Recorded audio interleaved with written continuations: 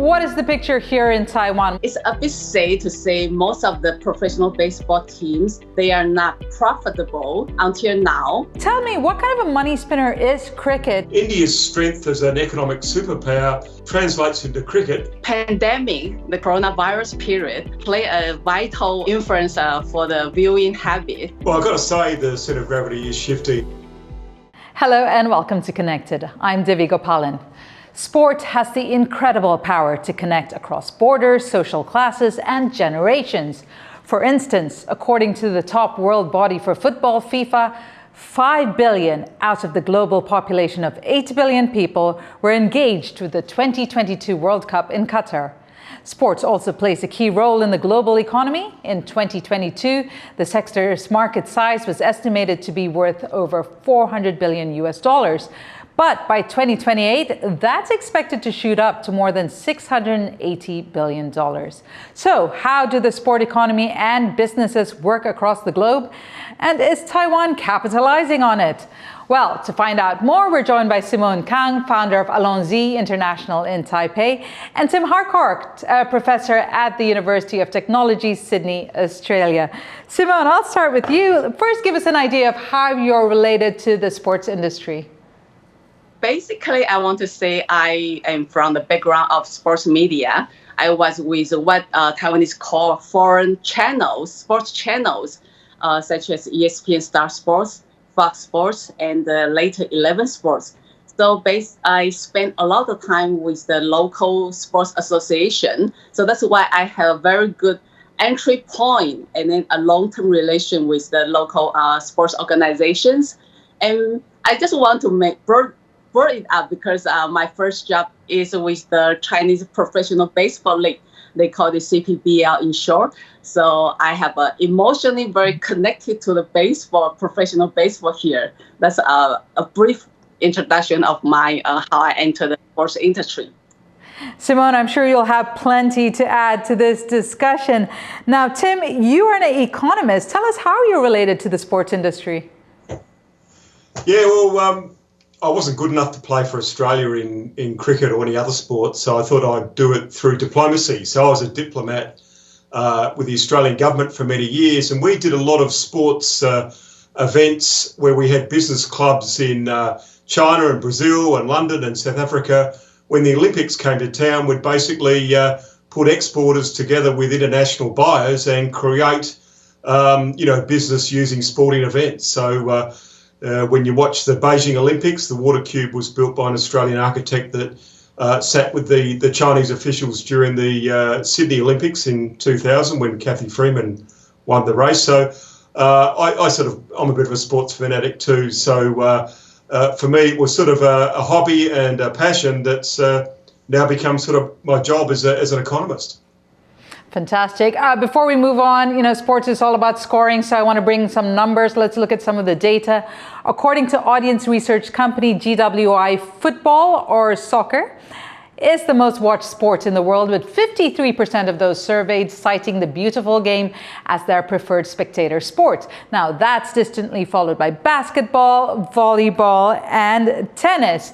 Simone, what is the picture here in Taiwan? What would you say are the top 3 most popular sports?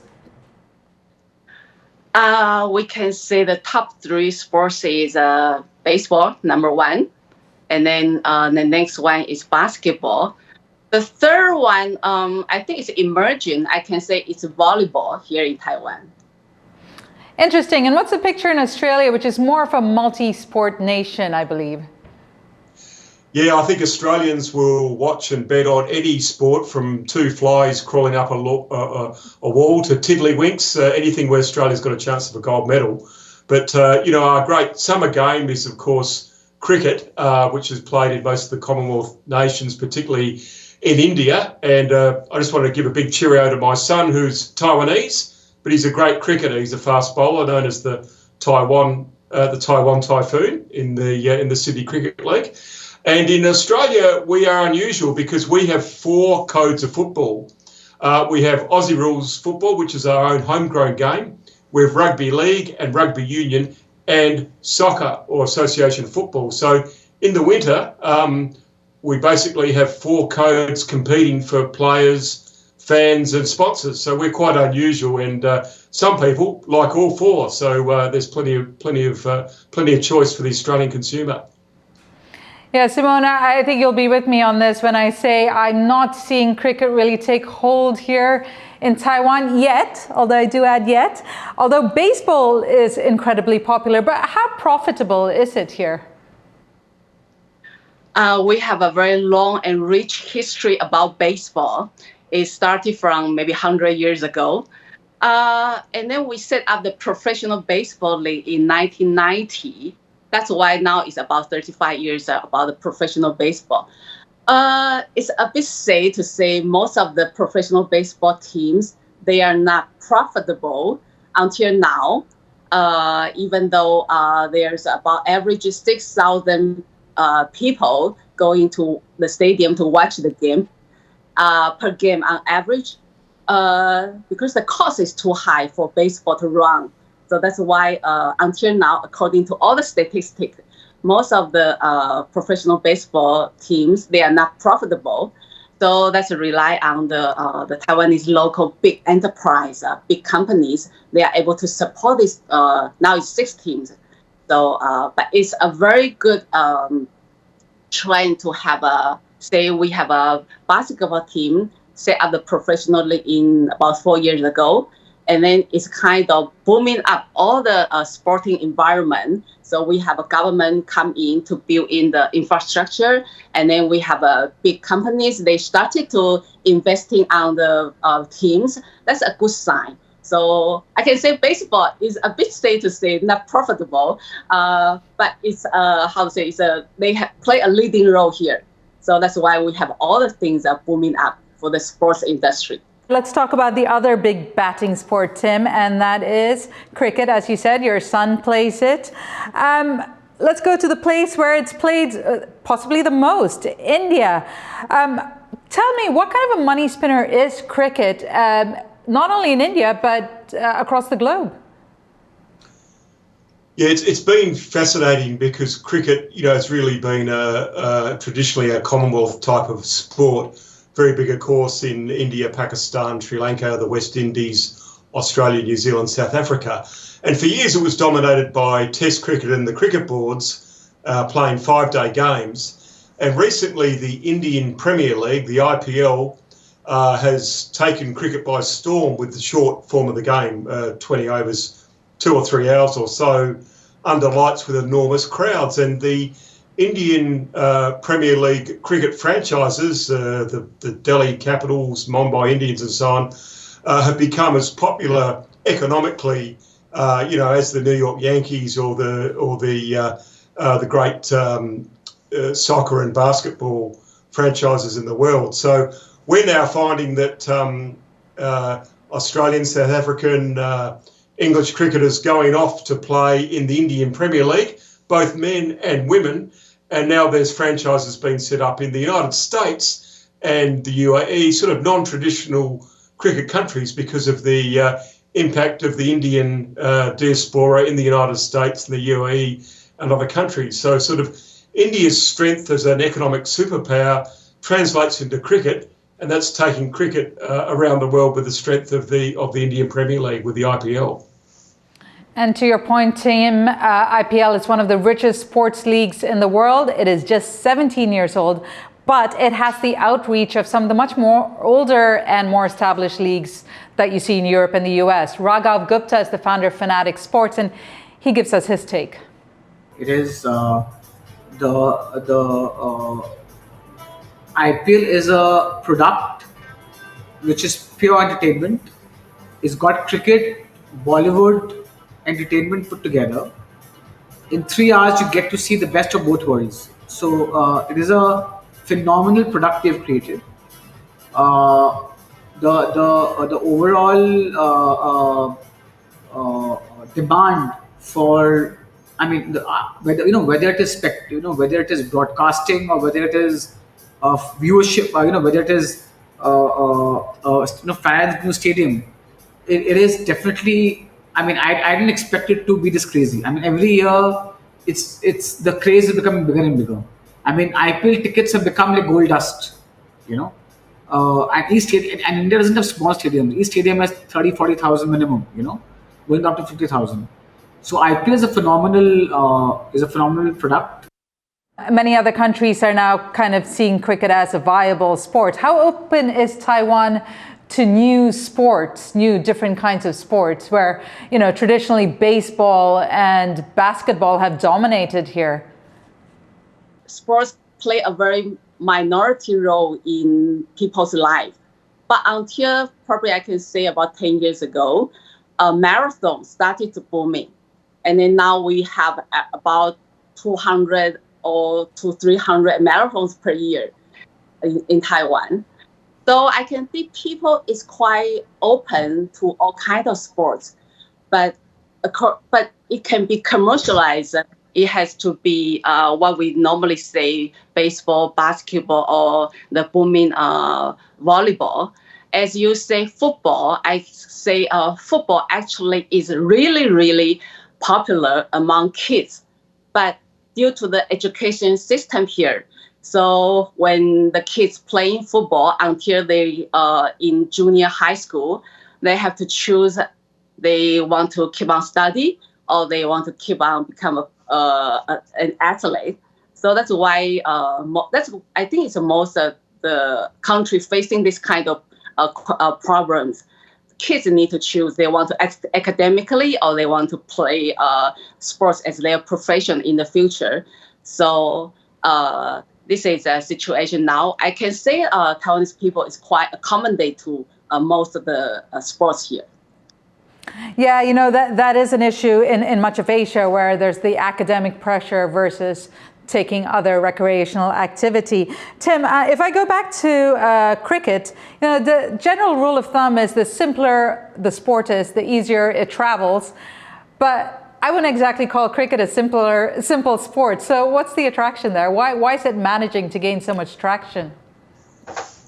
Look, I think it's partly changes in technology. So people are able to stream Indian Premier League all over the world now. And I think particularly in the United States, the growth of the Indian American community now, they're the most affluent group of migrants to the United States. 70% of them have a college degree. A lot of them are in the tech sector, in the universities, in highly skilled jobs. So they've pumped, high disposable levels of income into the economy, and they've been able to support cricket leagues. So I think it's partly the growth of India as an economic power and some of the influence of Indian migration. Simone, Tim brought up a very interesting point about streaming. Now, you come from a media background.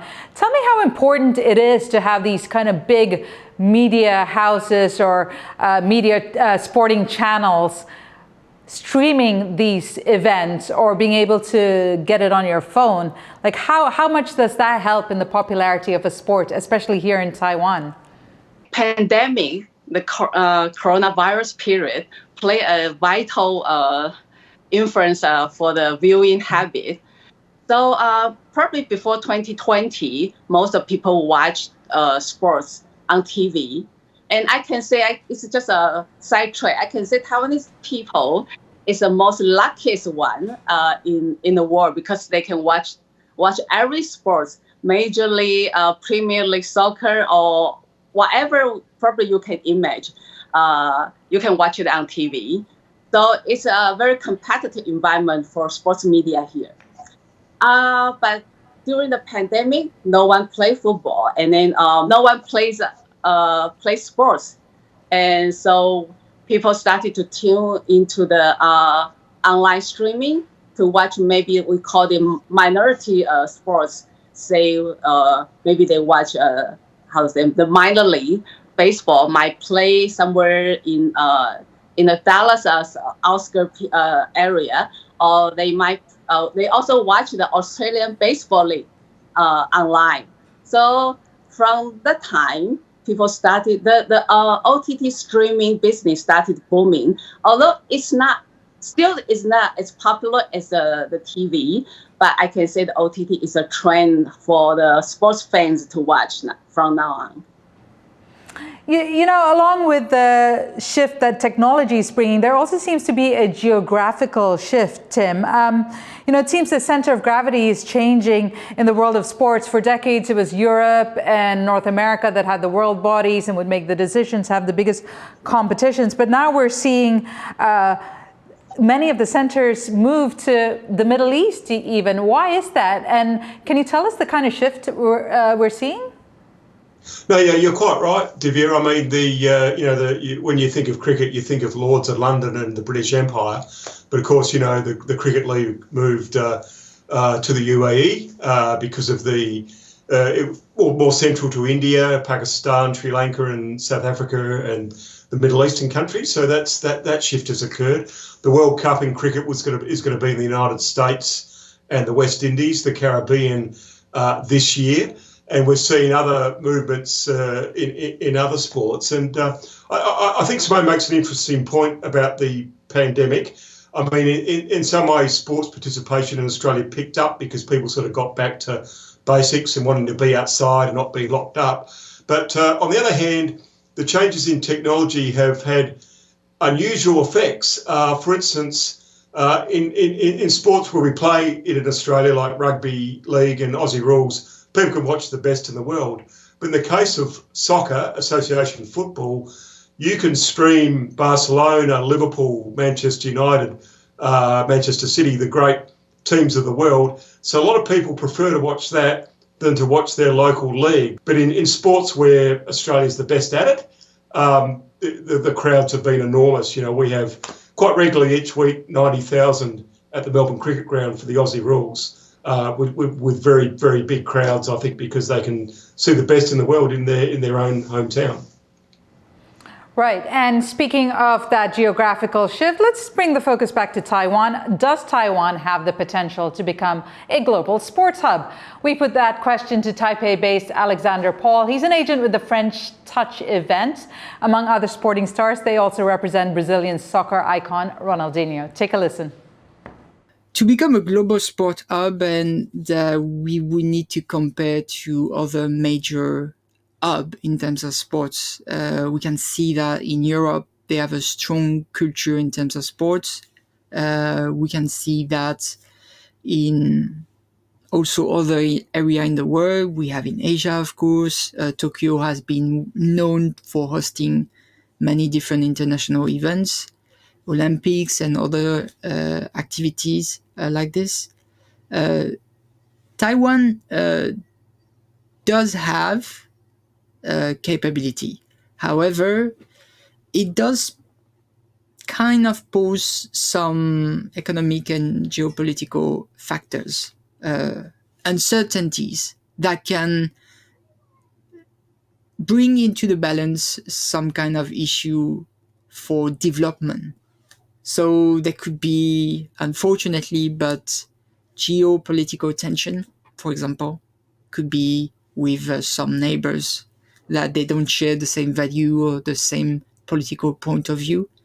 That could cause some tension because, unfortunately, sports and politics have always been going together. Simone, what do you make of that?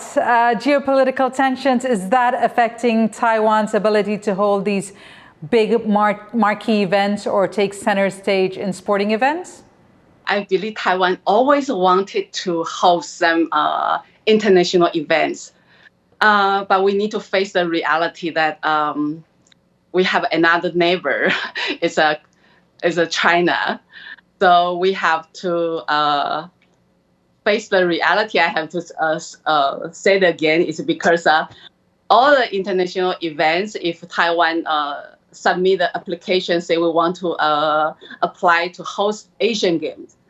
And even though most of the people might support us, but China were against it. So that's why Taiwan is difficult to host major events, sporting events. That's even though Taiwan, anyway, our country name is the Republic of China. It's not recognized by the world, and Taiwan is not exist anywhere internationally. And so we have to use Chinese Taipei. It's kind of compromising. That's why we need to be on the international stage to let the world see Taiwanese players, Taiwanese excellent athletes to be performed internationally. And speaking of China, Tim, China still have that pull in the sporting world. You know, we saw them host the 2008 Olympics and then the Winter Olympics after. Does China still have that clout, or again, is that center of gravity shifting? Well, I've got to say the centre of gravity is shifting. I mean, 2008, which I attended with the Australian government, and Kevin Rudd, the Prime Minister, launched my book there. That was all about showing China's economic success to the world, whilst the Beijing Winter Olympics had almost no international focus at all. It was all about showing Chinese people locally that they could build up the winter tourism industry and they could build up jobs in depressed areas where they held the Winter Olympics. I think Taipei and Taiwan would do a very good job at hosting international sporting events as they do in most of the things that Taiwanese people do. And I'm going to be taking my show, The Airport Economist, to Taiwan this year and to look at the economic success of Taiwan. And I think countries that share Taiwan's democratic liberal values will be doing more with Taiwan, not less, and that will include sport in the years to come. Simone, I want to talk about or try to understand, you know, Taiwan is among the top when it comes to GDP, has some of the world's biggest companies. How much is that helping Taiwan when you compare it to other countries that see, you know, companies like Microsoft or Reliance in India sponsor big events or even Little League games? I can say thanks to TSMC, so Taiwan is so vital in the world. However, I still want to shout out to all the big companies. They probably can spend a bit more budget investing on sports. Because now we are thanks to the sports lottery here in Taiwan, because sports lottery contribute for the new policy is from 10% to 12% of their revenues to all the sports development fund. So that's why most of the athletes, they can enjoy it and they can concentrate on training and competing. So that's why they don't have worries behind. And Tim, very quickly there, we're just about running out of time, but can you explain to us, you know, what would your advice be for Taiwan to be able to elevate itself in the sporting arena the way we've seen Australia do and kind of bring out those world-class athletes and be able to use sport as a tool for diplomacy? Yeah, look, I think as much as possible, tie sport to business opportunities, trade and investment. There's no one in the world that would deny that Taiwan is a very successful exporter, very good at investment, very good at research and development. So I would merge Taiwan's economic diplomacy with its sports diplomacy. And I've got to say, here at the University of Technology in Sydney in Australia, we have a Centre for Sport, Business and Society, and we would happily form a partnership with any Taiwanese university, think tank or company that would like to do research into sport, and I'd be happy to come to Taipei and do that, because I think bringing sports diplomacy together with economic diplomacy is a great opportunity for Taiwan, and certainly, particularly with Australia, would be keen to do that.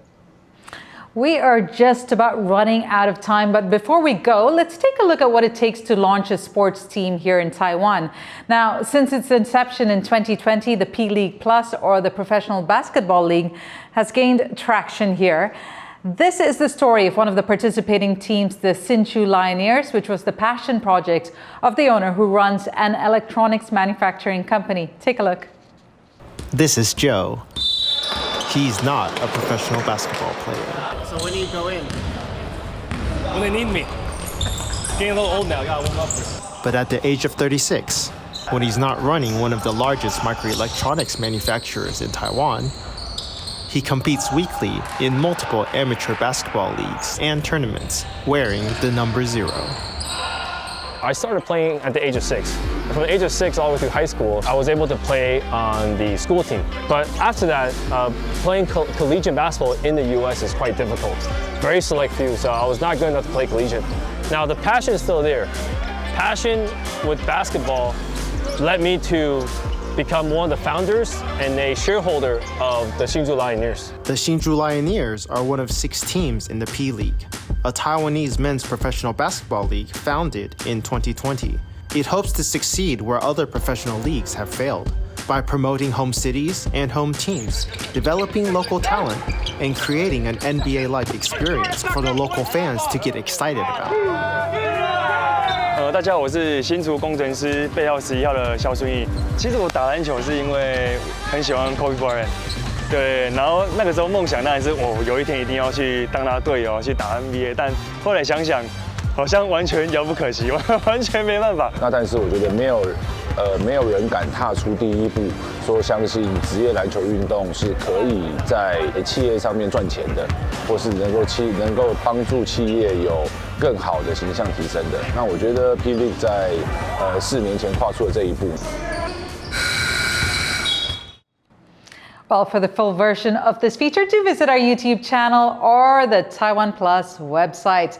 Thank you both so much. We've run out of time here, but Simone Kang, founder of Allonsy International in Taipei, and Tim Harcourt, professor with the University of Technology in Sydney. Thank you both so much. It's been an action-packed and great conversation, and one we definitely need to continue.